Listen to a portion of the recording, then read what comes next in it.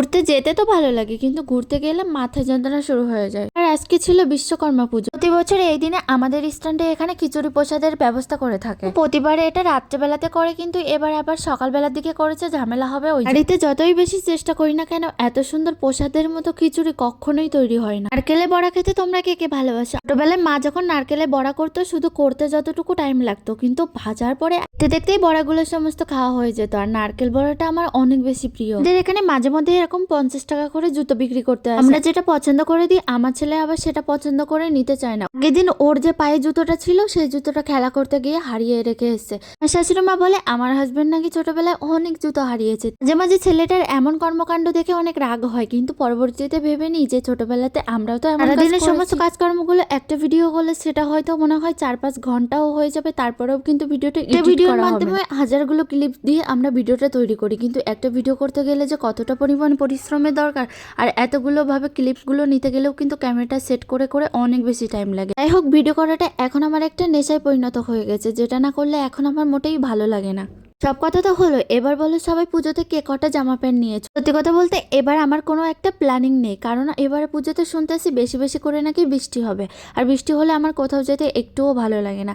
আর ঘরে আছে 2-3টে নতুন শাড়ি, ওটা দিয়ে ভাবছি এবারে পুজোটা কাটিয়ে দেবো। একটা সময় ছিল বাবার বাড়িতে থাকতে পুজো আসার 1 মাস আগে থেকেই বাবার কাছে কত বেশি বায়না করতাম, বাবা আমার নতুন জামা লাগবে। সেই মানুষটাই এখন বায়না করাটাই ভুলে গেছি যে সামনে পুজো আসতে চলেছে আর বেশি দিন বাকি নেই। তবে এটা বলবো না আমার হাজবেন্ড আমাকে কিনে দেয় না। মানুষটা কিন্তু পরিবারের সবার খেয়াল রাখে, কিন্তু নিজে কখনো কিনতে চায় না। তাকে জোর করানোর পরে প্রত্যেক বছর একটা করে জামা প্যান্ট নেয়, কিন্তু এবছর তার জামা প্যান্টগুলো এখনো পর্যন্ত কেনা হয়নি। পুজো নিয়ে অন্যবারের তুলনায় এবারের এক্সাইটমেন্টটা একটু কম। ইচ্ছা আছে দশমীর দিন মাকে অনেক সুন্দর করে সেজে গুজে বরণ করতে যাব। আগের বছর পুজোর আগে কিছুদিন আগে আমি পেজটা ওপেন করেছিলাম, তখন পুজোর সময় একটা ভিডিও ছেড়েছিলাম দশমীতে সিঁদুর খেলার। ওই ভিডিওটা আমার ভাইরাল হয়েছিল। যাই হোক, রাস্তাঘাটে এখন বের হলে মনে হচ্ছে পুজো শুরু হয়ে গেছে। পুজোর দিনগুলোতে যদি মৌসুমটা একটু ভালো থাকে তাহলে সমস্ত পুজোটা কিন্তু অনেক বেশি ভালো লাগে। কিন্তু পুজোর দিনগুলোতে এবার শুনতেছি নাকি প্রচুর পরিমাণে বৃষ্টি হবে। প্রতি বছর পরে মা মাত্র 5 দিনের জন্য আমাদের এখানে আছে, তারপরেও যদি এই 5 দিনে এত পরিমাণে বৃষ্টি হয় তাহলে কার ভালো লাগে বলো? আমরা যখন ছোট ছিলাম, আমাদের গ্রামে যখন পুজোটা শুরু হয়েছিল, তখন আমাদের সব মিলিয়ে 100 টাকা করেও বাজার খরচ উঠতো না। আজ থেকে 10-12 বছর আগের কথা, কিন্তু তখনও কিন্তু পুজোটার একটা আলাদাই আনন্দ ছিল। আমি যখন ক্লাস 10-এ পড়ি, তখনও আমার বাবা আমাদেরকে মাত্র 50 টাকা করে বাজার খরচ দিত।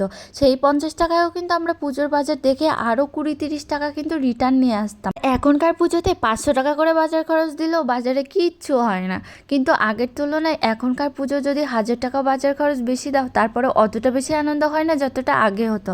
সবার সাথে পুজো, তারপরে দশমীর পরের দিন সিঁদুর খেলা, কাদামাটি খেলা, তারপরে খাওয়া দাওয়া, সব মিলিয়ে আগের পুজোগুলো সত্যি অনেক সুন্দর ছিল।